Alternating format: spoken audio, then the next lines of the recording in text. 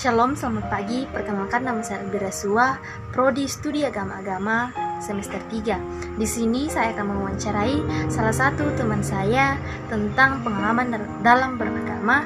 Ini merupakan salah satu tugas akhir dari mata kuliah Psikologi Agama. Selamat menyaksikan. Shalom, selamat pagi. Saya akan mewawancari saudara tentang pengalaman dalam beragama. Sebelumnya itu saya perkenalkan saudara untuk memperkenalkan diri saudara. Shalom, selamat pagi. Perkenalkan, nama saya Elsie Purapan. Saya dari Prodi Pendidikan Agama Kristen semester 3. Pertanyaan yang pertama saya ajukan, bagaimana perasaan Anda ketika beragama? Apakah ada penekanan terhadap Anda sehingga Anda beragama?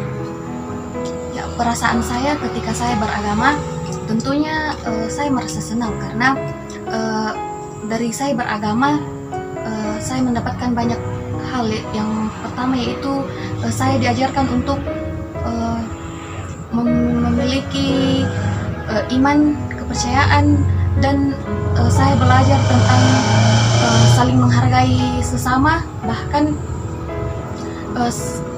ketika saya beragama, saya mendapatkan banyak hal. Yang pertama yaitu kita diajarkan akan firman Tuhan dan kita saling bisa saling menghargai sesama, bahkan kita bisa mengajarkan firman Tuhan dengan baik. Apakah ada penekanan terhadap Anda sehingga beragama? Dan bagi saya tidak ada penekanan dari orang lain, karena beragama muncul sendiri dari hati saya untuk berkomitmen untuk beragama. Karena ketika saya beragama, saya merasa lebih tenang, berdamai dengan diri sendiri.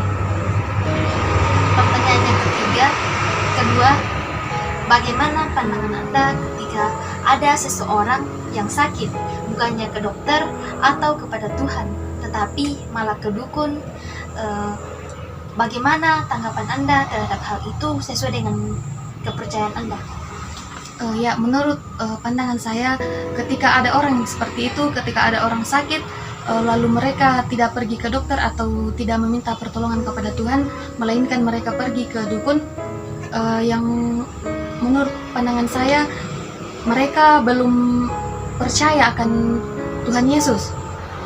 Mereka lebih percaya kepada hal-hal yang duniawi. Contohnya mereka pergi berobat ke dukun karena mereka kira keselamatan itu kesembuhan itu bisa mereka dapatkan setelah mereka pergi berobat kepada dukun.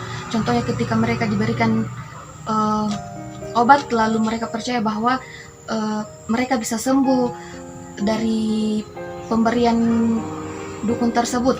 Tetapi menurut saya itu salah, karena keselamatan atau kesembuhan hanya berasal dari Yesus Kristus.